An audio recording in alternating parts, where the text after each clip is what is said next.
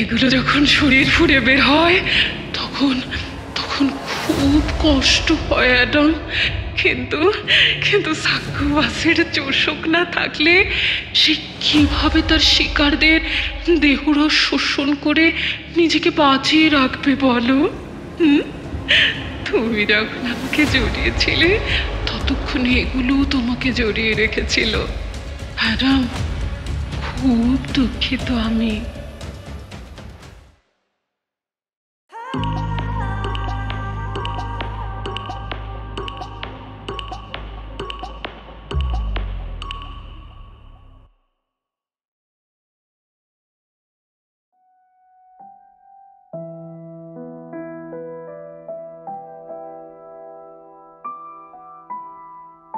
শেষ পর্যন্ত রেবেকার সঙ্গে আমার ব্রেকআপটা হয়েই গেল। আমার বাউন্ডুলে জীবনের সঙ্গে ও কোনোদিনই তেমন খাপ খাওয়াতে পারেনি। ওকে খুব একটা দোষ দেওয়াও যায় না। সব মেয়ে চায় স্বামী সন্তান নিয়ে শান্তির একটা গৃহকোণ। তবে সে স্বামী আমার মতো হোক সেটা মনে হয় না কেউ চাইবে। গত 1.5 বছর ধরে আমরা লিভ ইন রিলেশনশিপে ছিলাম। এর মধ্যে অন্তত 8 বার আমি হুটহাট বেরিয়ে পড়েছি অজানার উদ্দেশ্যে। বেড়ানো আমার প্যাশন, বলা ভালো নেশা। কয়েকদিন পরপরই ঘর আমার কাছে জেলখানা হয়ে ওঠে। আমার ভেতরে একটা উত্তাল সমুদ্র যেন ফুঁসে ওঠে, যার কাছে সম্পর্ক, চাকরি, এমনকি নিজের জীবনও তুচ্ছ মনে হয়। একটা রকস্যাক সবসময় প্রস্তুত করাই থাকে, যাতে যখন তখন বেরিয়ে পড়তে অসুবিধে না হয়। আর এই সব বেড়ানোর জন্য আমি একা যাওয়াই প্রেফার করি। 6 মাস আগে থেকে প্ল্যানিং করে বেড়াতে যাওয়া হয় না বলে সেখানে গিয়ে থাকা খাওয়ারও কোনো ঠিক থাকে না। এসব কারণে ফ্যামিলি পার্সন হিসেবে আমি যে খুব সুবিধের নই সে কথা আগেই রেবেকাকে বলেছিলাম। তবে ওর মধ্যে বোধহয় একটা বিশ্বাস ছিল ও আমাকে বদলে দিতে পারবে। তাই সব জেনে শুনেও ও আমার সঙ্গে সম্পর্কে গিয়েছিল। তবে 1.5 বছরের চেষ্টার বেদনাদায়ক ব্যর্থতার পর নিজের ক্ষমতার উপর হয়তো ভরসা চলে গেছে রেবেকার। এই 1.5 বছরে রেবেকা আমার কিছুটা অভ্যেসে পরিণত হয়েছিল ঠিকই, কিন্তু এই দিনটা যে একদিন আসবেই সে ব্যাপারে আমি কিছুটা নিশ্চিত ছিলাম বলেই হয়তো একেবারেই অবাক হইনি। আর আমার শান্তভাবে বিচ্ছেদের প্রস্তাব মেনে নেওয়া ওর কাছে খুবই শকিং লেগেছে জানি, কিন্তু এটা আমাদের দুজনের জন্যই সুবিধাজনক। আজ না হলেও কদিন পরে ও নিজেও সেটা বুঝতে পারবে। শেষ পর্যন্ত যে কারণে রেবেকা বাধ্য হলো সম্পর্কে ইতি টানতে সেটা এরকম। রেবেকার বাড়ি সান ফ্রান্সিসকোর এক নিরালা মফস্বলে। কিছুদিন ধরেই ও প্ল্যান করছিল আমার সঙ্গে ওর বাবা মায়ের পরিচয় করানোর। ওর বিজনেসম্যান বাবার সময়ের অভাবে সেটা হয়ে উঠছিল না। এদিকে আমিও তাকে তাকে ছিলাম রোমে একটা ট্যুর করব বলে। অফিস থেকে কোনো মতে 1 সপ্তাহের ছুটি ম্যানেজ করে সেদিন বাড়ি ফিরে শুনি রেবেকার বাবা মা আসছেন পরের সপ্তাহে। মানে আমার যেদিন ফ্লাইট তার পরদিন তারা এসে পৌঁছবেন। মাথাটা চট করে গরম হয়ে উঠল। পরিষ্কার জানিয়ে দিলাম রেবেকাকে আমার পক্ষে থাকা সম্ভব নয়। রেবেকা চোখ কপালে তুলল। ও ভাবতেই পারছে না ওর সদাব্যস্ত বাবা যখন সময় করে আমার শ্রীমুখ দর্শনে আসছেন তখন আমি কিভাবে এই সুবর্ণ সুযোগ হাতছাড়া করছি। যাই হোক, 1 কথা থেকে 2 নয়, 1000 কথায় পৌঁছে যাওয়ার পর অবশেষে রেবেকা তার সিদ্ধান্ত জানিয়ে তল্পিতল্পা গুটিয়ে ঘর ছাড়ল। আমি সবাক দর্শক হয়ে দেখলাম। যখন দেখলাম রেবেকা সত্যিই আর ফিরল না, তখন একটা দীর্ঘ নিঃশ্বাস ফেলে রোম ট্যুরের প্রস্তুতি শুরু করলাম। এবার আমার ট্যুর সম্পর্কে আপনাদের জানিয়ে রাখি। আর 5 জন লোক বেড়ানো জিনিসটাকে যেভাবে নেয়, আমার বেড়ানোটা তাদের চেয়ে বেশ আলাদা।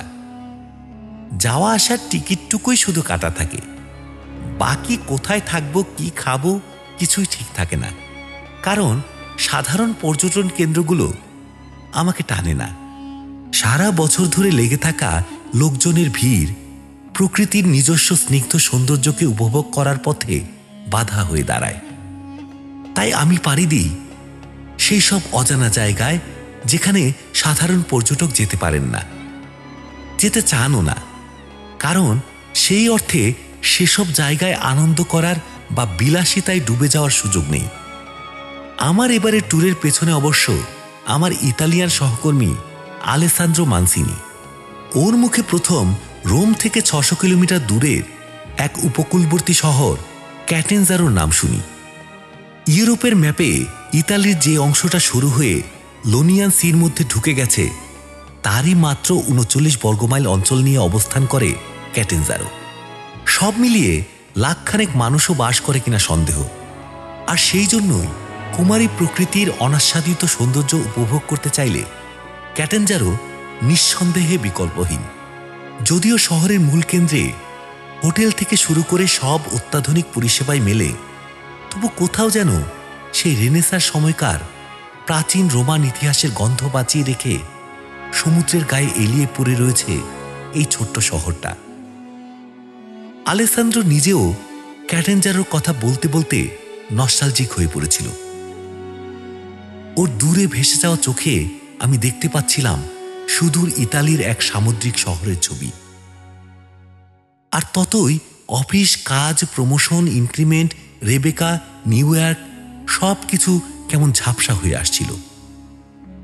একথা আমি হলপ করে বলতে পারি, পরবর্তী যে দিনগুলোতে আমি ভিসা, টিকিট ইত্যাদির জন্য দৌড়চ্ছিলাম, ততদিনে মনে মনে পৌঁছে গিয়েছি ক্যাটেনজারোর মাটিতে। সমুদ্রের নোনা হাওয়া, ভেজা গন্ধ মাঝে মাঝেই আমাকে অন্যমনস্ক করে তুলত।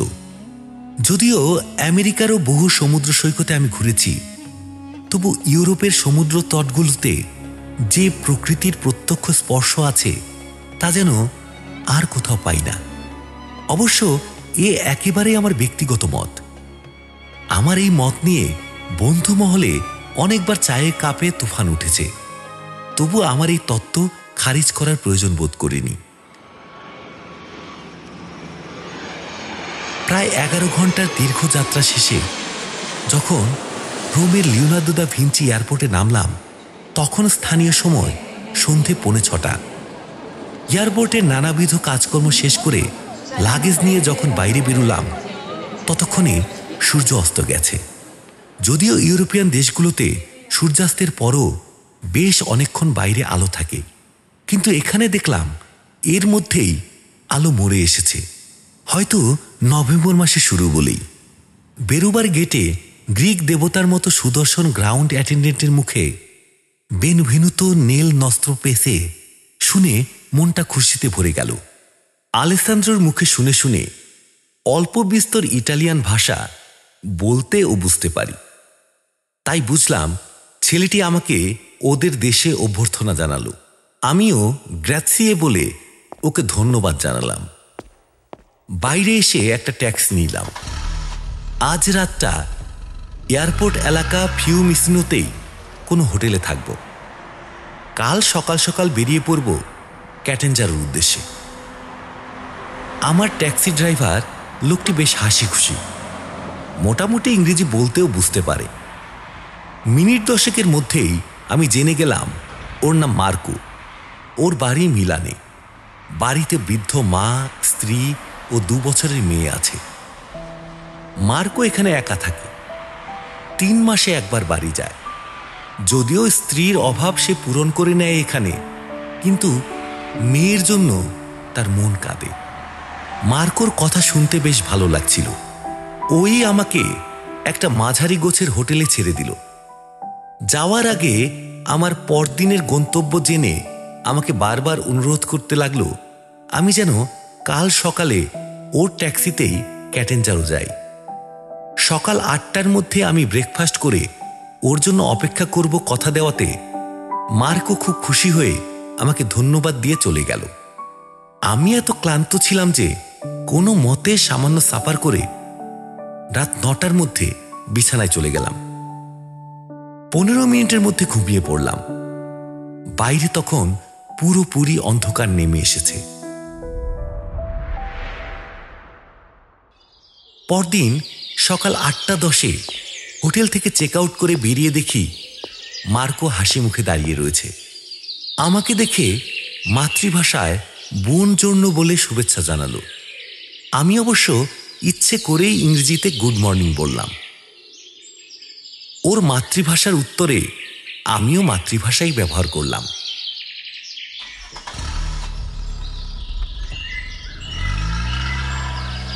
এখন আমাদের যাত্রাপথ প্রায় 6 ঘন্টার। রোম ছেড়ে এগোনোর সঙ্গে সঙ্গে লক্ষ্য করলাম পুরো রাস্তায় প্রায় সমুদ্রের পাশ দিয়ে। অপূর্ব প্রাকৃতিক দৃশ্য আমার উৎসাহ দ্বিগুণ করে দিল। মার্কোর মেজাজও বেশ ফুরফুরে বোঝা যাচ্ছিল। বেশ গুনগুন করে ইতালিয়ান ভাষায় কি যেন একটা গান গাইছে। মাঝে মাঝে আমাকে কিছু কিছু জায়গার বিশেষত্ব বুঝিয়ে দিচ্ছে। মাঝপথে একবার আমরা থামলাম রেস্টরুম ব্যবহার করতে। একটা বিয়ার ক্যান হাতে নিয়ে গাড়িতে ফিরে এসে আমি মার্কোকে জিজ্ঞেস করলাম, আর কতক্ষণ লাগবে? ও হেসে বলল, ঘণ্টাখানেকের মধ্যেই আমরা পৌঁছে যাব। এতক্ষণে আমি বুঝে গেছি মার্কো বেশ পাকা ড্রাইভার। কাজেই ওর দেওয়া হিসাব মতো আমি বুঝে নিলাম মোটামুটি দুপুর 2:30 নাগাদ আমরা ক্যাটেঞ্জারো ঢুকে যাব। ক্যান বিয়ারটা শেষ করে একটু ঝিম মতো এসেছিল। তন্দ্রাটা ভেঙে গেল গাড়ির ব্রেক কষার আওয়াজে আর ঝাঁকুনিতে। মার্কো কোনো কারণে হঠাৎ গাড়িটা থামিয়েছে। কৌতূহলবশত গাড়ির পেছনের সিটে আধশোয়া শরীরটাকে ঠেলে মাথা তুলে দেখলাম কি ব্যাপার। মার্কো ওর জানলা দিয়ে মাথা বের করেছে। ইতিমধ্যে আমরা সমুদ্রের পাশের রাস্তা ছেড়ে যে রাস্তায় এসে পড়েছি তার দুপাশে বেশ ঘন জঙ্গল।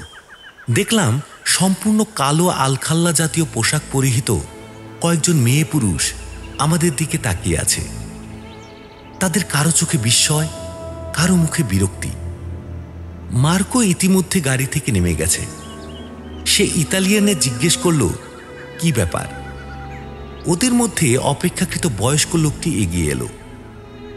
ওদের মধ্যে ইতালিয়ানে কথা হচ্ছে ঠিকই, কিন্তু আমি মার্কোর কথা বুঝতে পারলেও ওই স্থানীয় লোকগুলির কথা দূর থেকে খুব ভালো বুঝতে পারছি না, সম্ভবত আঞ্চলিক উচ্চারণের কারণে। কাজেই মার্কোর আবার গাড়িতে ফিরে আসার অপেক্ষা করা ছাড়া আমার আর কিছু করার ছিল না। বসে বসে লক্ষ্য করলাম প্রায় একই ধরনের কালো পোশাক পরা মেয়ে পুরুষ সকলে। রাস্তার পাশে জঙ্গলের ধার ঘেঁষে রাখা একটা কফিন, অথচ কারো মুখে শোকের লেশমাত্র নেই, বরং বয়স্ক লোকটির মুখে যেন তিরস্কার। কয়েক মিনিট পর ফিরে এলো মার্কো, কপালে স্পষ্ট গভীর ভাঁজ। গাড়িতে বসে আমি প্রশ্ন করার আগেই ও বলল, সিনিয়র, আমরা মনে হয় পথ ভুল করেছি, আবার যেদিক থেকে এসেছি সেদিকে ফিরতে হবে। আমার মনে হলো মার্কো কিছু লুকোতে চাইছে। আমি একটু কঠিন স্বরে ওকে বললাম, মার্কো, কি হয়েছে সেটা আগে শুনতে চাই। ও সামান্য ইতস্তত করে যা বলল সেটা শুনে আমি এতটুকুও অবাক হলাম না। দেশে বিদেশে এমন অনেক কুসংস্কারের মুখোমুখি হতে হয়েছে আমাকে। সাধারণ মানুষের মধ্যে এ ধরনের বিশ্বাস পৃথিবীর সর্বত্রই পাওয়া যায়। মার্কো জানালো, এই রাস্তা হলো ক্যাটেঞ্জারো যাওয়ার শর্টকাট পথ, তাই আমি তাড়াতাড়ি আপনাকে পৌঁছে দেব বলে এ পথ ধরেছিলাম। সে মোটামুটি যা বলল তার সঙ্গে আমি আমার অনুমান মিলিয়ে একটা তত্ত্ব খাড়া করলাম। এখান থেকে মাত্র কয়েক কিলোমিটার দূরে একটা ছোট্ট গ্রাম আছে মন্টে বেলিসিমো নামে। এই মেয়ে পুরুষের দলটি সেখানকার অধিবাসী। আজ থেকে বেশ শখানেক বছর আগে সেখানে বাস করত এক সুন্দরী ডাইনি। নানা রকম মন্ত্রতন্ত্র, ব্ল্যাক ম্যাজিক তার ছিল হস্তগত। এই বিদ্যাকে কাজে লাগিয়ে সে বহু মানুষের ক্ষতি করেছিল। এমনকি স্থানীয় মানুষ বিশ্বাস করত সে নাকি গভীর রাতে শয়তানকে আবাহন করত তার ঘরে। শয়তান ছিল তার প্রেমিক। ষোড়শ থেকে অষ্টাদশ শতকের মাঝামাঝি সময়ে সমগ্র ইউরোপ জুড়ে ডাকিনী বিদ্যার বিরুদ্ধে একটা গণরোষ পুঞ্জীভূত হয়। সেই সময়েই চলছিল ইউরোপের সেই বিখ্যাত ধর্মযুদ্ধ। অন্তত কয়েক হাজার মানুষকে ডাইনি সন্দেহে মৃত্যুদণ্ড দেওয়া হয়। আমার ধারণা সেই সময়ের মতোই কোনো গণরোষ 100 বছর আগে আছড়ে পড়েছিল এই ছোট্ট গ্রামেও। কোনো এক নভেম্বরের প্রথম সপ্তাহেই শয়তানের প্রেমিকা সন্দেহে ডাইনিকে জ্যান্ত পুড়িয়ে মারে গ্রামবাসীরা। শোনা যায় ডাইনির শেষকৃত্য করতেও উৎসাহী ছিল না কেউ। সেই রাতেই গ্রাম ছেড়ে চলে গিয়েছিল অধিকাংশ গ্রামবাসী। ফলে দেহাবশেষটুকু যতদিন না পচে গলে মাটিতে মিশে গেছিল, ততদিন চিল শকুনের খাদ্য হয়েছিল তার দেহ। তারপর কোনো এক সময় গ্রামের লোক আবার ফিরে আসে। তারপর থেকে শুরু হয় এক পরম্পরা। প্রতি বছর এই সময় অপঘাতে মৃত্যু হয় 1-2 মানুষের। তাদের প্রাণরস শুষে নেওয়া ছিবড়ে হয়ে যাওয়া মৃতদেহ মানুষের মনে বিভীষিকার সঞ্চার করে। সেই থেকে প্রতি বছর নভেম্বরের প্রথম সপ্তাহকে সেত্তিমানা ডি মর্টি বা উইক অব ডেড বলে চিহ্নিত করে দেওয়া হয়েছে। মার্কোর বক্তব্য অনুযায়ী গ্রামবাসীরা এই সপ্তাহটা খুব সতর্ক হয়ে কাটায়। ডাইনিকে খুশি করার জন্য তার উদ্দেশ্যে নানা ভেট চড়ায়। তার মূর্তি তৈরি করে কফিনে ভরে নিয়মানুযায়ী কবর দেয়। তবুও গ্রামবাসীদের বিশ্বাস, শয়তান প্রতি বছর এ গ্রামে ফিরে ফিরে আসে। মৃতদের জাগিয়ে তুলে নিজের দল ভারী করতে চায়। তাই আমাদের গাড়িকে এ পথে আসতে দেখে খবরাখবর নিচ্ছিল গ্রামের মাতব্বর ওই বয়স্ক লোকটি। মার্কোকে সাবধান করে সে বলেছে, এ সময়ে এই পথে যাওয়াও বিপদের নামান্তর।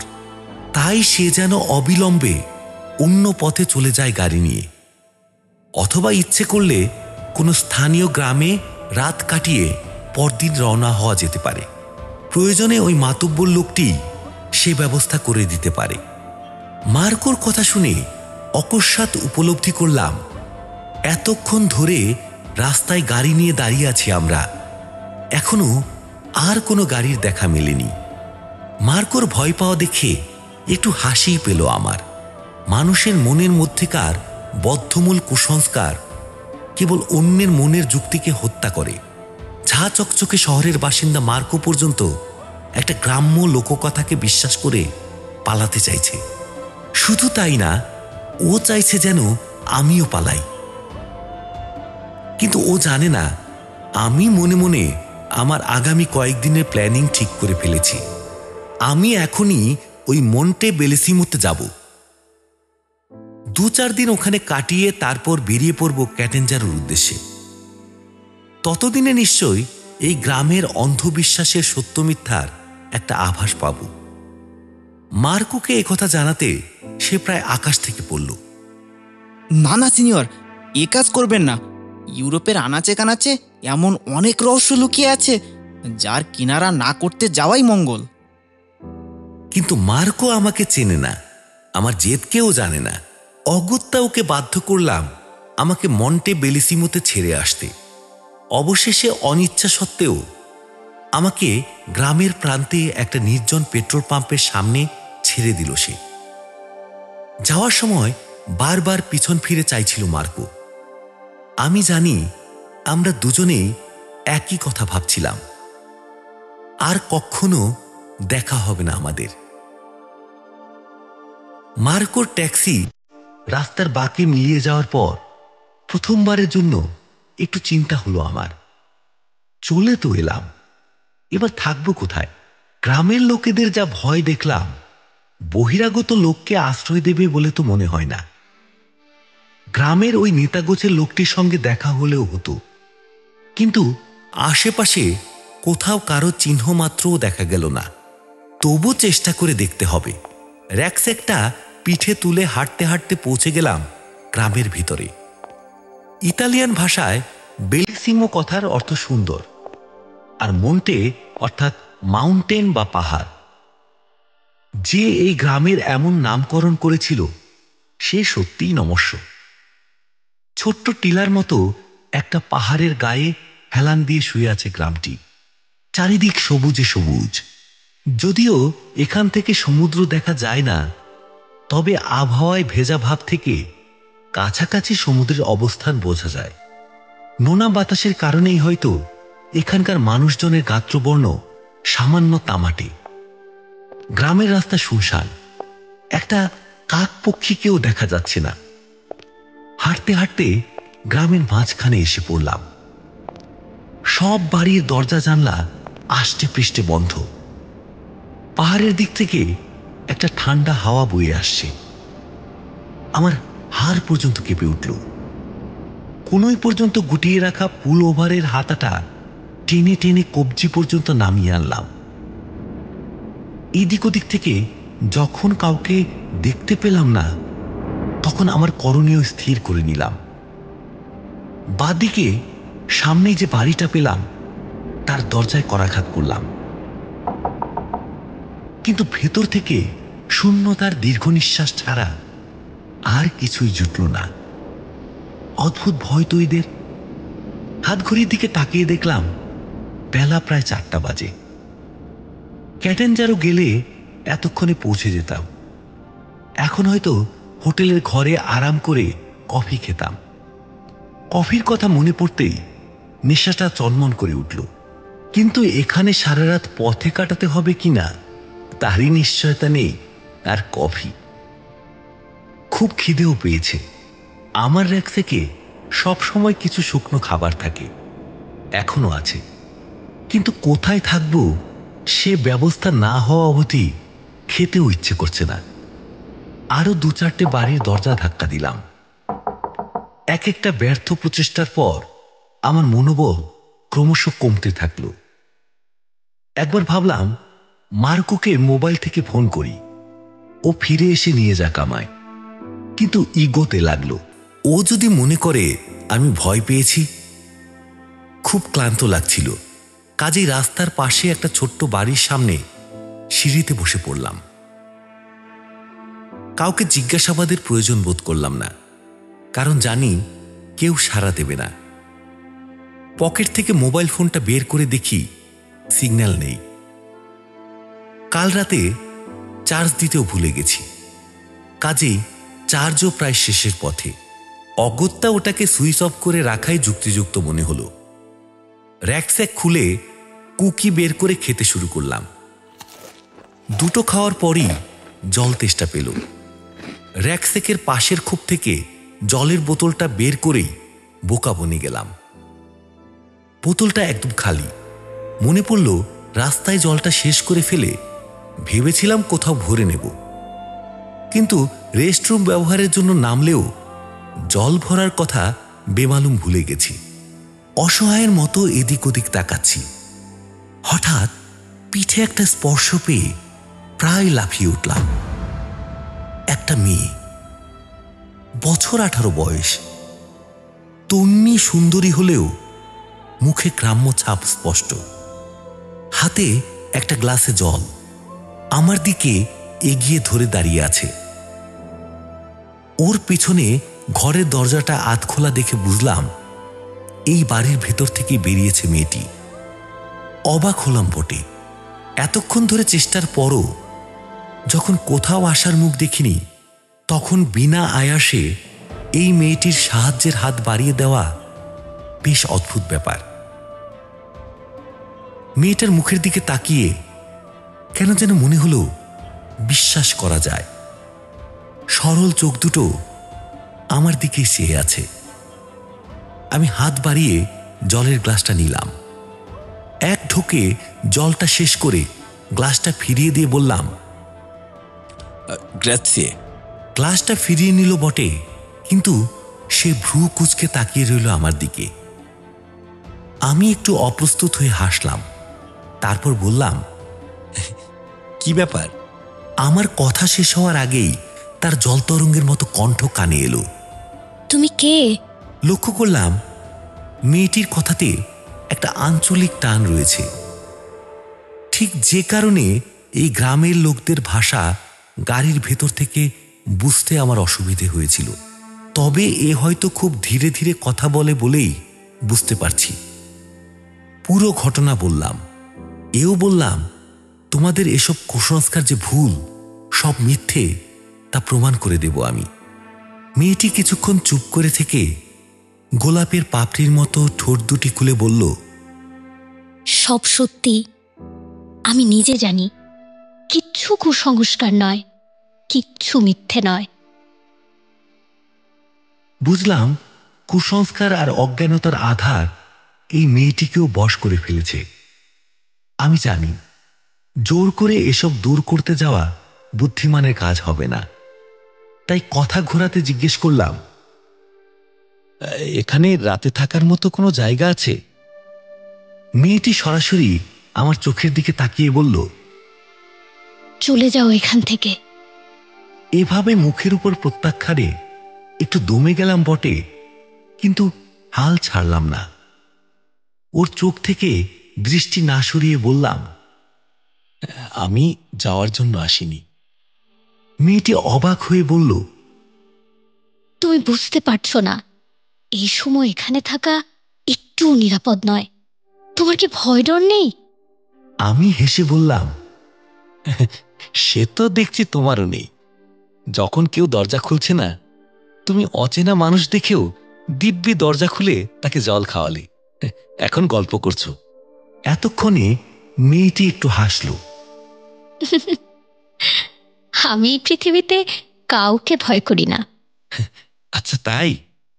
তাহলে আমার একটা থাকার ব্যবস্থা করে দাও। যদি ভয় না পাও তবে তোমার বাড়িতেই থাকতে পারি। মেয়েটির চোখে ঝিলিক দিল কৌতুক, বলল, তাই থাকো তাহলে। তবে আমাদের কিন্তু মাত্র দুটো ঘর, একটায় থাকি আমি, আরেকটায় আমার বাবা। তুমি কোথায় শোবে? এ কথার জবাবে একটা রসালো সাহসী উত্তর দিতে যাচ্ছিলাম, তখনই শোরগোল শুনে দুজনেই ঘুরে তাকালাম।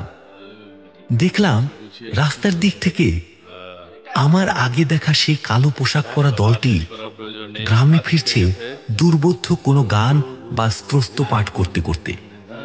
আস্তে আস্তে আশেপাশের ঘরবাড়িগুলোর দরজা খুলে উকি দিতে শুরু করলো গ্রামবাসীরা।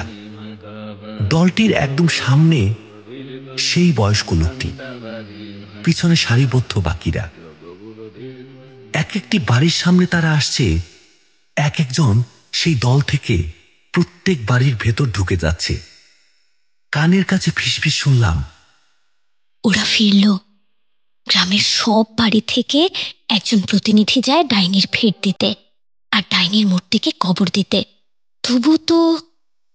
এই বাড়ির সামনে এসে দাঁড়ালেন সেই বয়স্ক লোকটি। আমাকে দেখে ভুরু কুঁচকে তাকালেন মেয়েটির দিকে। আমি একটু অবাক হয়ে লক্ষ্য করলাম লোকটির বয়স অন্তত 70 বছর। দলের সবাই নিজের নিজের বাড়িতে ঢুকে গেছে, একমাত্র উনি ছাড়া। বোঝাই যায় উনি মেয়েটির বাবা। কিন্তু এত বয়স্ক একজনের এত কম বয়সী মেয়ে একটু বেমানান। তবে অস্বাভাবিক নয় যেহেতু, তাই ওদিকে গুরুত্ব না দিয়ে উঠে দাঁড়ালাম। মেয়েটি ততক্ষণে কয়েক পা এগিয়ে গেছে। বাবার হাত ধরে সিঁড়ি দিয়ে উঠতে সাহায্য করতে করতে জানালো, উনি অতিথি, ক্যাটেঞ্জারও যাচ্ছিলেন, রাস্তায় ওর গাড়ি খারাপ হয়ে গেছে, তাই ট্যাক্সি ড্রাইভার ওকে এখানে নামিয়ে দিয়েছে। অন্ধকার হয়ে আসছে, তাই আশ্রয়ের খোঁজে এখানে এসেছেন। মেয়েটির উপস্থিত বুদ্ধি আমাকে চমৎকৃত করলেও আমি বুঝতে চাইছিলাম লোকটি আমাকে গাড়ির মধ্যে লক্ষ্য করেছিল কিনা। কিন্তু তিনি সেরকম কিছু বললেন না বলে আশ্বস্ত হলাম। মেয়ের সাহায্যে ঘরের সামনের ব্যালকনিতে উঠে সামান্য হাঁপাতে হাঁপাতে বললেন, কিন্তু খুবই অসময়ে আপনি এসে পড়েছেন আমাদের গ্রামে। সময়টা ভালো না। কোনো ক্রমে আজ রাতটা কাটিয়ে কাল সকালেই আমি আপনাকে ছেড়ে দিয়ে আসব ক্যাটাঞ্জারো যাওয়ার মূল রাস্তায়। ওখানে অনেক গাড়ি পেয়ে যাবেন। মুখে বললাম বটে গ্র্যাসিয়ে, কিন্তু প্রস্তাবটা মোটেও পছন্দ হলো না বলাই বাহুল্য। ভদ্রলোক আমার সঙ্গে আরো সামান্য কিছু কুশল বিনিময় করে ভেতরে গেলেন। জানলাম ওর নাম জেকব। আমিও নিজের পরিচয় দিলাম, অ্যাডাম রবিন্স। মেয়েটি তার বাবার চোখ এড়িয়ে আমার দিকে তাকিয়ে একটু হাসল। জেকব যাওয়ার আগে মেয়েকে বললেন আমার জন্য তার ঘরটা প্রস্তুত করে দিতে। একটা রাতের ব্যাপার, উনি নিজের বসার ঘরে কাউচে শুয়ে কাটিয়ে দেবেন। আমি আপত্তি করলাম, বললাম আমি বরং কাউচে শুবো, আমার সব রকম অভ্যাস আছে। জেকব আহত মুখে আমার দিকে তাকিয়ে বললেন তারা গরিব হলেও অতিথি সেবায় ত্রুটি রাখবেন না, অন্য সময় হলে যতদিন খুশি থাকলেও আপত্তি করতেন না ইত্যাদি। আমিও আর কথা বাড়ালাম না। জেকব ভেতরে গেলে মেয়েটি আমাকে কিছুক্ষণ তাদের বারান্দায় অপেক্ষা করতে বলে ভেতরের দিকে পা বাড়ালো, সম্ভবত ঘর প্রস্তুত করতে। আমি পেছন থেকে ওকে জিজ্ঞেস করলাম তোমার নামটা জানলাম না এখনো। ও পেছন ফেরা অবস্থাতেই ঘাড়টা সামান্য পিছনে বাঁকিয়ে উত্তর দিল লিলিত। ঢুকেই ছিমছাম সাজসজ্জার একটা ছোট্ট বসার ঘর, একটা মাত্র কাউচ আর একটা টি টেবিল, তারপরে জেকবের ঘর, আর একদম শেষের ঘরে থাকে লিলিত। সবকটা ঘরেই একটায় আরেকটার ভেতর দিয়ে যাতায়াতের জন্য দরজা আছে, তবে প্রাইভেসির প্রয়োজন হলে সেই দরজা বন্ধ করে দিলেই চলে। জেকব ইতিমধ্যে বসার ঘরে এসে কাউচে আধশোয়া হয়ে আছেন। তার মুখ দেখে বোঝা যাচ্ছিল তিনি পুরোপুরি সুস্থ নন। আমি আমার জন্য নির্দিষ্ট ঘরে ঢুকে একটা শাওয়ার নিয়ে ফ্রেশ হয়ে বেরিয়ে দেখলাম ততক্ষণে জেকবের নৈশাহার সম্পূর্ণ। উনি ঘুমোতে যাওয়ার তোড়জোড় করছেন। লিলিত তাকে ওষুধ খাইয়ে কাউচে কুশন দিয়ে শুইয়ে দিল। তারপর আলো নিভিয়ে আমাকে ভেতরের ঘরে ডেকে নিল। আজ রাতের জন্য যে ঘরটা আমার, অর্থাৎ জেকবের ঘরটাই এ বাড়িতে সবচেয়ে বড়। তারই এক কোণে খাওয়ার টেবিল, একটা ছোট টেবিল আর দুজনের বসার জায়গা। মুখোমুখি বসে সামান্য অথচ সুস্বাদু খাবার খেতে খেতে গল্প করছিলাম আমরা। লিলিতকে ওর মা সম্পর্কে জিজ্ঞাসা করতে চোখ নামিয়ে নিল সে। তারপর বলল আমার মাকে আমি দেখিনি। তবে ওর মুখের ভাব দেখে কথাটা বিশ্বাসযোগ্য হলো না। আমি আর কথা বাড়ালাম না। খেতে খেতে ও মাঝে মাঝেই চোরা চোখে আমার দিকে তাকাতে লাগলো। আমি বুঝেও না বোঝার ভান করতে লাগলাম। মেয়েদের এই দৃষ্টির মানে আমার অজানা নয়। 24 বছর বয়সে অনেক মেয়ের চোখেই এই দৃষ্টি দেখেছি। জানি না কেন মনে হচ্ছিল আজকের রাতটা আমার জীবনে একটা অন্য অর্থ বয়ে আনবে। খাওয়া শেষ করে আমি গুড নাইট জানিয়ে যখন টেবিল ছেড়ে উঠলাম তখন প্রায় রাত 11টা। পালকের বিছানায় শুয়েও ঘুম আসতে চাইছিল না। এপাশ ওপাশ করতে করতে কখন ঘুমিয়ে পড়েছি খেয়াল নেই। ঘুম যখন ভাঙল, বেড সাইড টেবিলে রাখা ঘড়িতে রাত 3টে। কেন ঘুম ভাঙল চিন্তা করতে করতে একটা শব্দ কানে এলো। গোঙানির মতো একটা কাতর শব্দ আমাকে এক ধাক্কায় সজাগ করে দিল। কেউ খুব কষ্ট পাচ্ছে, আর সে কোন মহিলা। আধো ঘুমে মনে এলো একটা নাম, লিলিত নয় তো? মাত্র কয়েক ঘন্টায় আমার মনের কতটা কাছে এসে গেছে লিলিত।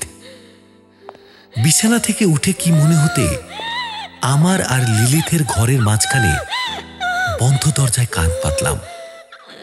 হ্যাঁ, কোনো সংশয় নেই, শব্দটা লিলিথের ঘর থেকে আসছে।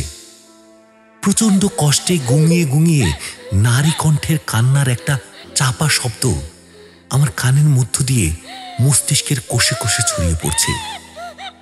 লিলিত কাঁদছে, কষ্ট পাচ্ছে। আমি প্রথমটায় একটু ঘাবড়ে গেলাম। তারপর দরজার নব ঘুরিয়ে খোলার চেষ্টা করলাম আর ডাকতে থাকলাম, লিলিত, লিলিত, দরজা খোলো। কি হয়েছে তোমার? কি কষ্ট হচ্ছে? লিলিত, প্লিজ দরজা খোলো।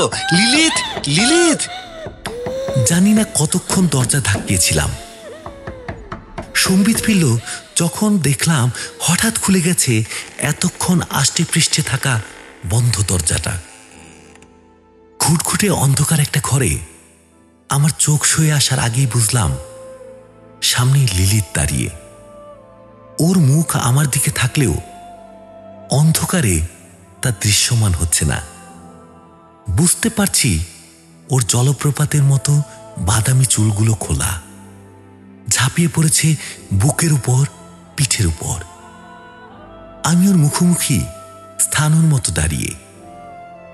লিলিতের শরীর থেকে একটা ভেজা ভেজা বুনো গন্ধ আমার মাথা ঝিমঝিম করে তুলল। উপলব্ধি করলাম এতক্ষণ ধরে যে কান্নার আওয়াজটা আমার ঘুমের ব্যাঘাত ঘটিয়ে আমাকে উদ্বিগ্ন করে তুলেছিল সেটা কখন থেমে গেছে। কিছুক্ষণ কিংকর্তব্য বিমূঢ় হয়ে দাঁড়িয়ে রইলাম। মুখ দিয়ে কথা সরছিল না। অন্ধকারে চোখ সয়ে এলে বিদ্যুৎ চমকের মতো বুঝে গেলাম লিলিত সম্পূর্ণ নগ্ন। ওর বাদামি চুলগুলো আমার দৃষ্টিপথ থেকে আড়াল করে রেখেছে ওর শরীরী সম্পদ। অবাক হয়ে দেখলাম লিলিত হাসছে। অন্ধকার চিরে ঝলসে উঠেছে ছুরির মতো দাঁতের আভা। দু হাত বাড়িয়ে আমার দু কাঁধ ধরে নিচের দিকে টেনে নিল লিলিত। আমি দিশেহারা নেশাগ্রস্ত মানুষের মতো টলে পড়লাম ওরা বাদামি বুকের উপত্যকায়। লিলিতের শরীর থেকে উঠে আসা সোদা গন্ধ আমাকে যেন উন্মত্ত করে তুলছিল। আমার ভেতরের পশুটা আস্তে আস্তে ঘুম ভেঙে জেগে উঠছিল। আমিও দুহাত দিয়ে জড়িয়ে ধরলাম লিলিতকে। এর পরের কিছু মুহূর্ত কেটে গেল দুটো যুদ্ধমান সাপদের প্রবল জিজ্ঞাসার হুঙ্কারে। বহু চড়াই উতরাই পার্বত্য পথ পার হয়ে অবশেষে যখন সুগভীর গিরিখাতের রহস্যে ঝাঁপ দিয়ে নিজের চেতনাকে বিলুপ্তির অন্ধকার থেকে উদ্ধার করার চেষ্টা করছি, ঠিক তখনই বুঝলাম লিলিথের ঘরের মেঝেতে নগ্ন অবস্থায় শুয়ে আছে আমি, একা।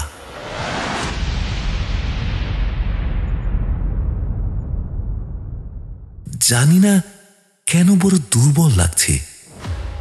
ক্লান্ত অবসন্ন শরীরটাকে অর্ধেক তুলে ধরে আধবোজা চোখে চেয়ে দেখি ঘর ফাঁকা। লিলিত সেখানে নেই। বিস্ময়ের আঘাতের ঘোর কেটে গেল আমার। এই তো এখনই লিলিত ছিল আমার দুই হাতের মধ্যে। মুহূর্তের মধ্যে কোথায় গেল? লাফ দিয়ে উঠে নিজের পোশাক পরে দিলাম।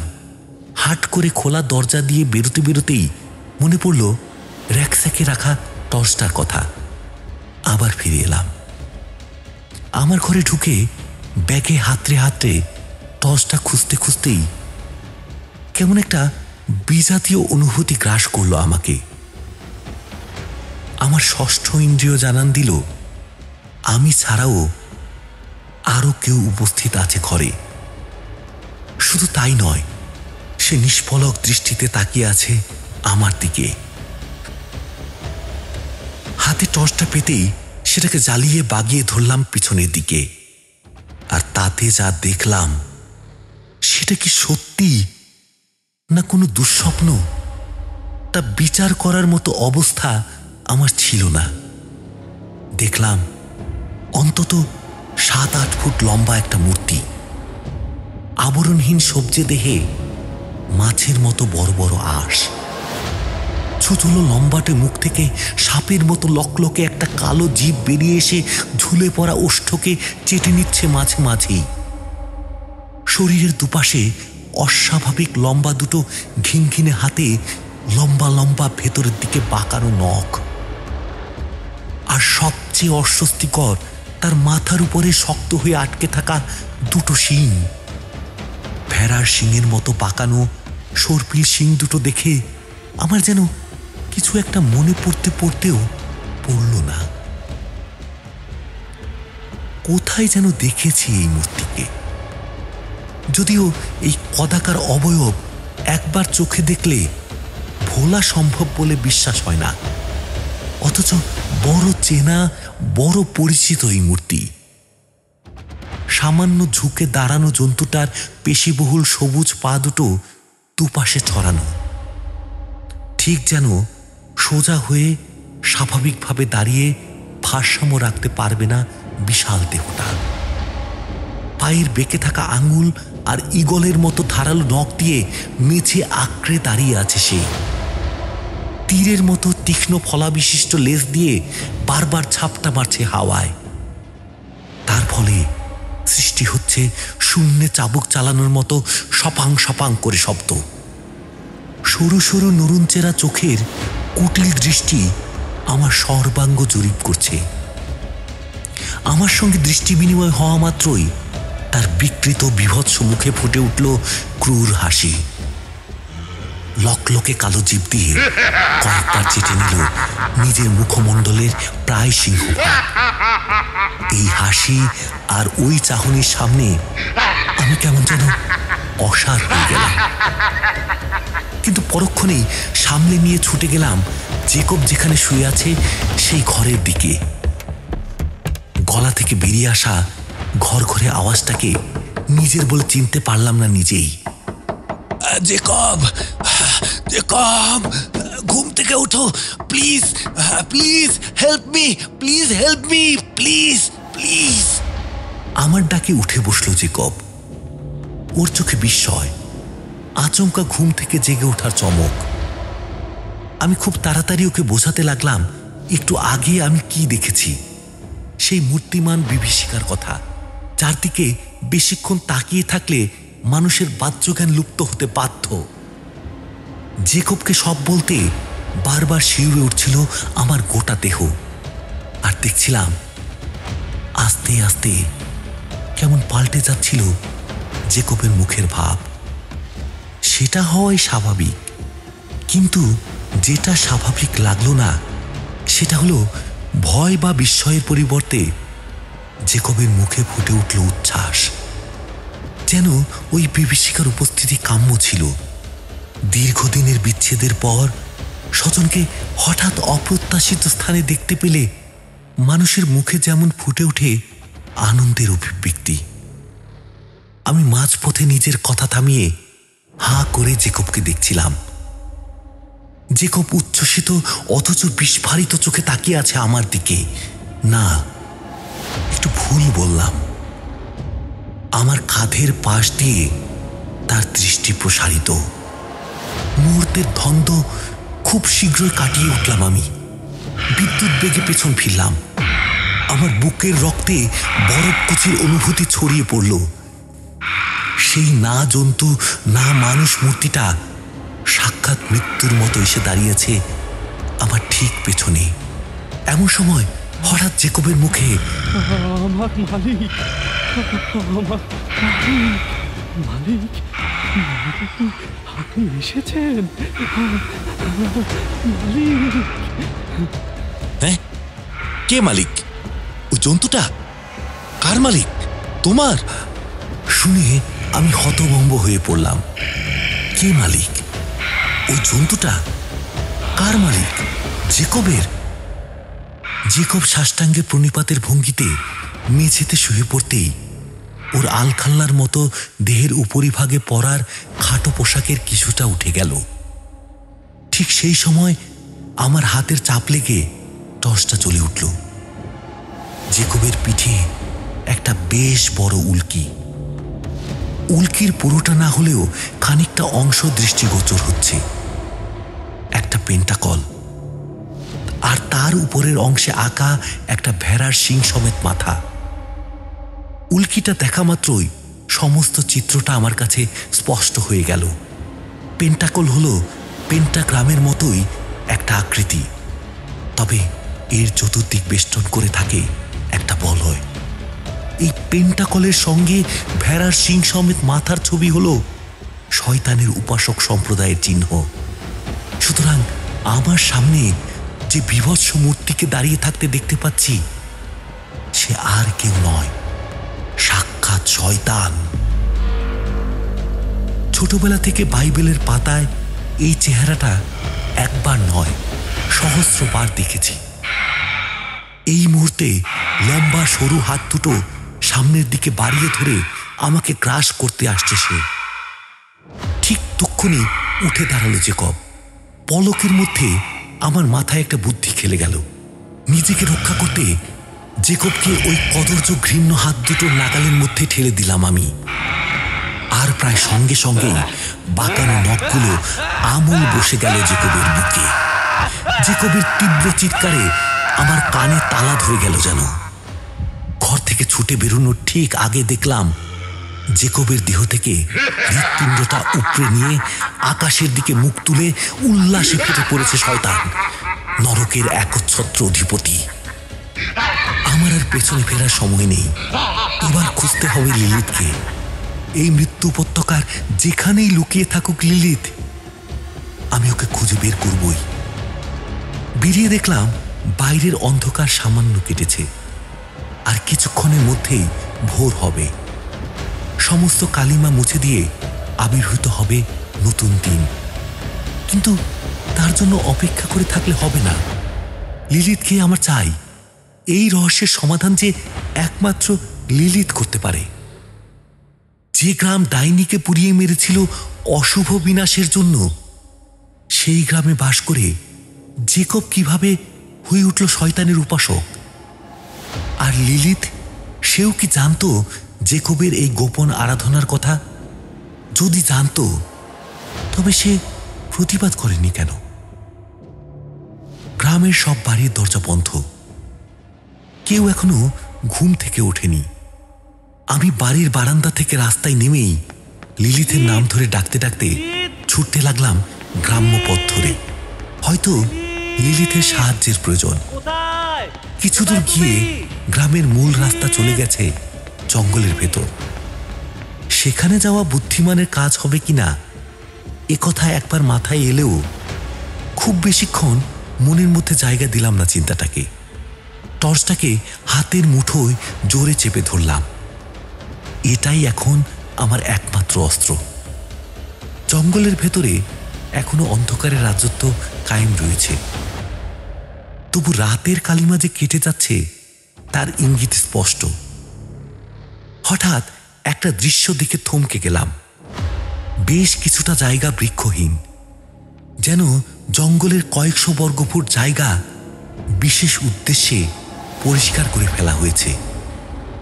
আর সেখানে মাথা থেকে পা পর্যন্ত কালো আলখাল্লায় ঢাকা বিভিন্ন মাপের কতগুলো মূর্তি নিস্তব্ধ নিস্পন্দ দাঁড়িয়ে আছে। সবার মাথা একই ভঙ্গিতে বুকের উপর ঝুঁকে রয়েছে, দুটো হাত পেছনে জড়ো করা। প্রথমে পাথরের মূর্তি ভেবে ভুল করেছিলাম। একদম সামনে নেতার ভঙ্গিতে দাঁড়িয়ে থাকা মূর্তিটা নড়ে উঠতেই ভুল ভাঙল। মুখ তুলে সরাসরি তাকালো সে আমার দিকে। হতবাক হয়ে দেখলাম সে আর কেউ নয়, লিলিথ।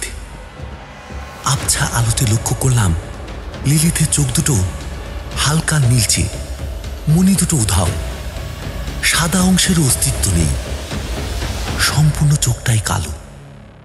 মুখে ফুটে উঠেছে একটা শয়তানি হাসি, যে হাসি আমি কিছুক্ষণ আগেই দেখেছি স্বয়ং শয়তানের মুখে। আমি দাঁড়িয়ে থাকার জোর পাচ্ছিলাম না, কিন্তু পড়ে গেলে চলবে না। দেহ মনের সমস্ত শক্তি একত্রিত করে আমি ওর চোখে চোখ রাখলাম। এবার শব্দ করে হেসে উঠল লিলিথ।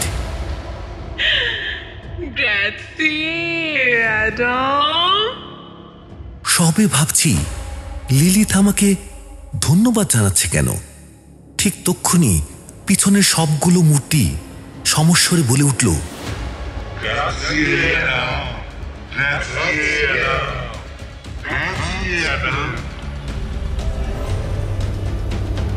লিলিথ এগিয়ে এলো আমার দিকে। বলে উঠল, তুমি তুমি সৌভাগ্যবান অ্যাডাম। এই গ্রামের এত বছরের ইতিহাসে তুমি প্রথম মানুষ যে একজন সাক্কুবাসের সঙ্গে শারীরিকভাবে মিলিত হয়েও এখনো বেঁচে রয়েছ। আমার মাথা ঝিমঝিম করে উঠল। সাক্কুবাস সাক্কুবাস হলো অশুভ শক্তির নারী রূপ। এরা বিপরীত লিঙ্গের মানুষের সঙ্গে যৌন সম্পর্কে লিপ্ত হয়। এদের সংস্পর্শে আসা মানুষ জীবনী শক্তি নষ্ট হয়ে মৃত্যুর কোলে ঢলে পড়ে। মানুষের শরীরে জোকের মতো অবস্থান করে একটু একটু করে শুষে নেয় তার রক্ত, মজ্জা, দেহরস। আমার মনে পড়ে গেল মার্কোর মুখে শোনা সেই গল্প। প্রতি বছর এই সময় দু একজন মানুষের ছিবড়ে হয়ে যাওয়া দেহ উদ্ধার হওয়ার অবিশ্বাস্য কাহিনী। আর আমি ভাবতাম সাক্কুবাস আসলে কাল্পনিক পৌরাণিক দানবী। দুয়ে দুয়ে চার করে নিলাম আমি। ততক্ষণে লিলিত বলে চলেছে, আমার মাকে পুড়িয়ে মেরেছিল এই গ্রামের মানুষেরা। তখন আমার মা গর্ভবতী। মাকে হত্যা করে তার দেহাবশেষ ফেলে পালিয়েছিল এরা। কিন্তু তারা বোঝেনি মাকে শেষ করলেও আমাকে শেষ করা সহজ হবে না। আমি শয়তানের কন্যা। মায়ের ভস্মীভূত দেহ থেকে আমার জন্ম হয় কয়েকদিন পরে। শয়তানের সন্তান ভ্রূণ থেকে ভূমিষ্ঠ হতে সময় লাগে মাত্র 13 দিন। জেকবের বাবা স্যামুয়েল ছিল আমার মায়ের সহকারী। মায়ের সব জাদুবিদ্যার সঙ্গী ছিল সে। স্যামুয়েল আমাকে উদ্ধার করে মায়ের দেহের পাশ থেকে। জন্মের পর খুব সামান্যই পরিচর্যা লেগেছিল আমার। কয়েকদিনের মধ্যেই আমি রূপ ও যৌবন সম্পন্না নারীতে রূপান্তরিত হলাম। আমার পিতা শয়তানের ইচ্ছে পৃথিবীতে তার রাজত্ব কায়েম করার। সেই ইচ্ছের মর্যাদা দিতে আমি প্রতি বছর একজন করে মানুষের সঙ্গে মিলিত হই। বছরের সেই সময় আমি সবচেয়ে বেশি শক্তিশালী হয়ে উঠি। মায়ের মৃত্যু তিথিতে মায়ের জাদু শক্তি আমার মধ্যে এসে যুক্ত হয়। তাই এ সময় সন্তানের জন্ম দিলে সে আমার আর মায়ের সবটুকু শক্তিতে শক্তিমান হয়ে জন্ম নেয়, যার সঙ্গে আমি শরীরের খেলায় মেতে উঠি। তার মৃত্যু নিশ্চিত করে আমার পিতা, আমাদের সবার মালিক শয়তান। আগেই বলেছি তুমি ভাগ্যবান। তাই তাকে সচক্ষে দেখেও এখনো এই পৃথিবীর হাওয়ায় নিঃশ্বাস নিচ্ছ। আমরা কেন তোমায় ধন্যবাদ দিলাম জানো? কারণ তোমার জন্য আগামী কয়েকদিনের মধ্যে আরো একজন যুক্ত হবে আমাদের দলে, আমাদের সন্তান। লিলিতের কথা শেষ হওয়ার আগেই আমার মুখ থেকে বেরিয়ে গেল, হ্যাঁ তোমার সঙ্গে এরা কারা? হ্যাঁ, এরা সকলে আমার সন্তান। প্রতি বছর এই সময় একজন করে সন্তানের জন্ম দিই আমি। শয়তানের জিন এদেরও শিরায় শিরায়। এদের সবার পিতা কোনো না কোনো মানুষ হলেও মনুষ্যত্বের বিন্দু মাত্র নেই এদের মধ্যে। এই প্রথম মুখে বিরক্তি ফুটে উঠল লিলিথের। শুধু প্রকৃতির নিয়মে বয়স বাড়ে তাদের মানুষের মতো। মানুষ পিতার এইটুকু অসহায়তা নিয়ে বেড়ে ওঠে এরা। তবে তবে যেদিন শয়তানের গোষ্ঠী পৃথিবীর অধিকার করায়ত্ত করবে, সেদিন শয়তানের আশীর্বাদে এটুকু জয় করে নেবে আমার সন্তানেরা। কিন্তু তুমি বলেছিলে জেকব তোমার বাবা। আমি কিছু বুঝতে পারছি না, সব গুলিয়ে যাচ্ছে। হ্যাঁ, আরো একবার সশব্দে হেসে উঠল লিলিথ, তারপর বলল,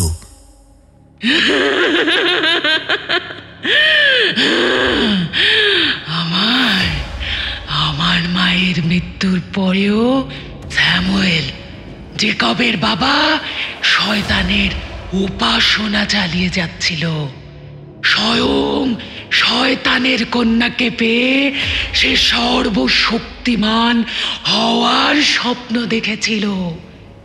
প্রত্যেক নভেম্বরের এই সপ্তাহে আমার জন্য মানুষ জোগাড় করে দিত সে। তারপর সেই মানুষটিকে আমার পিতার কাছে উৎসর্গ করত স্যামুয়েল। আর আমি তার পরবর্তী কিছুদিনের মধ্যে সন্তানের জন্ম দিয়ে আমাদের গোষ্ঠীর লোক সংখ্যা বৃদ্ধি করতাম। গ্রামবাসীদের অলক্ষ্যেই গড়ে উঠছিল শয়তানের স্বপ্নের সাম্রাজ্য। এরপরের কোনো এক নভেম্বরে স্যামুয়েল মানুষ জোগাড় করতে অসমর্থ হয়, কিন্তু আমি আমার পিতার কাছে দায়বদ্ধ। কাজেই কাউকে না পেয়ে স্যামুয়েলকে এই প্রস্তাব দিই আমার সঙ্গে মিলিত হওয়ার। স্যামুয়েল এর পরিণতি জানতো, সে রাজি হয়নি। কাজেই আমার জাদু শক্তি কাজে লাগিয়ে তাকে অচেতন করে কার্যসিদ্ধি করি আমি। সেদিন শয়তানের শিকার হয় সে। স্যামুয়েলের সন্তান পরবর্তী 13 দিনের মধ্যে জন্ম নেয়। সেই জেকব আমার বাবা নয়, সে আমার সন্তান। এই মুহূর্তে গ্রামের সবচেয়ে বয়স্ক লোক জেকব। আবার পাহাড়ি ঝর্ণার মতো হেসে উঠল লিলিথ।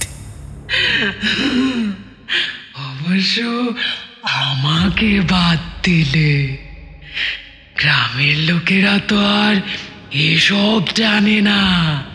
তারা জেকবকে নিজেদের মাতব্বর বানিয়েছে। ও যা বলে তাই করে।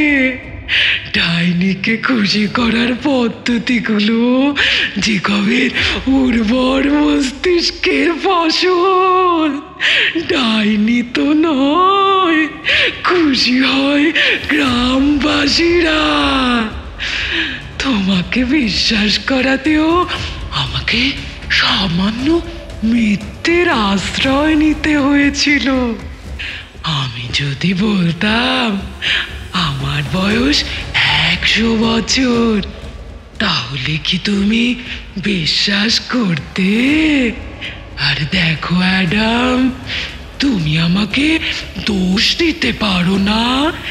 আমি তোমাকে সতর্ক করেছিলাম।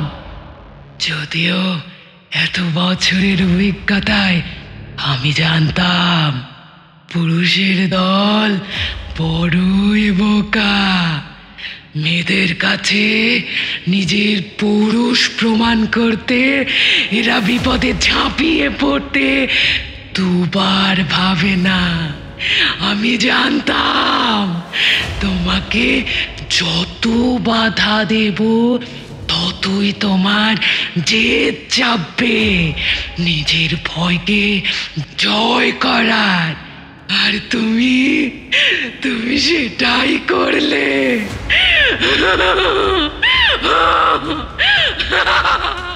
এতক্ষণ ধরে আমার চোখের সামনে যা কিছু ঘটে চলেছে, তারপরে এসবের সত্যতা সম্পর্কে মনে সন্দেহের লেশমাত্র থাকার কথা নয়। সত্ত্বেও কেন যে নিজের কৌতূহল চেপে রাখতে পারছি না কে জানে। কিন্তু কিন্তু তোমাকে আমি প্রচন্ড কষ্টে গঙ্গাতে শুনেছি লিলিত। কি হয়েছিল তোমার? হ্যাঁ। লিলিত পেছন ফিরে একবার তাকালো তার অন্তত ৬০-৭০ জন সন্তানের দিকে। আকাশ এখন ফর্সা, তাই তাদের মুখ স্পষ্ট দেখতে পাচ্ছি আমি। শিশু থেকে শুরু করে বৃদ্ধ সকল বয়ক্রমের মুখ সেখানে আছে, কিন্তু অভিব্যক্তিহীন পাথরের মতো মুখ। লিলিত আবার ঘুরে দাঁড়ালো আমার দিকে, আস্তে আস্তে শরীর থেকে সরিয়ে নিল কালো আবরণটুকু। তারপর নগ্ন লিলিত আমার দিকে পিছন ফিরে দাঁড়ালো। উহ, কি অসহনীয় গায়ের রোম খাড়া করে দেওয়া দৃশ্য। লিলিতের পেলব কোমল পৃষ্ঠদেশের ঠিক মধ্যিখান ফুঁড়ে বেরিয়ে এসেছে অক্টোপাসের মতো কয়েকখানা কুচকুচে কালো পিচ্ছিল সুর। সেগুলো সাপের মতো নিজে নিজেই কিলবিল করে নড়ে চলেছে। বললাম বটে সাপের মতো, কিন্তু অতিকায় জোকের সঙ্গেই ওগুলোর মিল বেশি। আমার গলা চিরে বেরিয়ে আসা চিৎকারটাকে সংযত করার মতো শক্তি আর অবশিষ্ট ছিল না। লিলিত হাসছে আমাকে দেখে, ওর গলা কানে আসছে।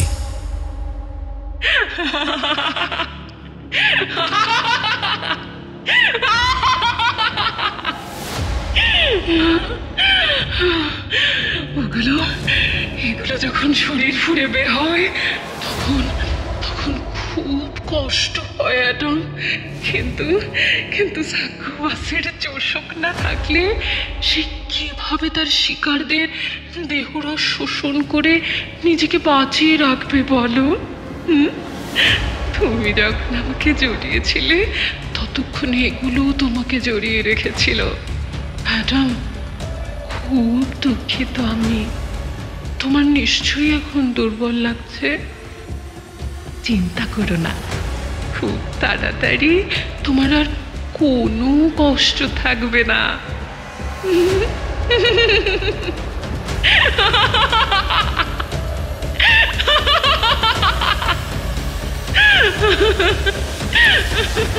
পড়েই যাচ্ছিলাম, কিন্তু পেছন থেকে এক জোড়া বলিষ্ঠ হাত আমাকে ধরে ফেলেছে। প্রথমটায় আশ্বস্ত হলেও স্পর্শে টের পেলাম হাতগুলো বন্ধুর নয়। সেই হাতের মুষ্টি ক্রমশ চেপে বসছে আমার শরীরে। ধারালো শক্ত নখগুলো আমার চামড়া মাংস ভেদ করে ঢুকে যাচ্ছে গভীর থেকে গভীরতর উদ্দেশ্যে।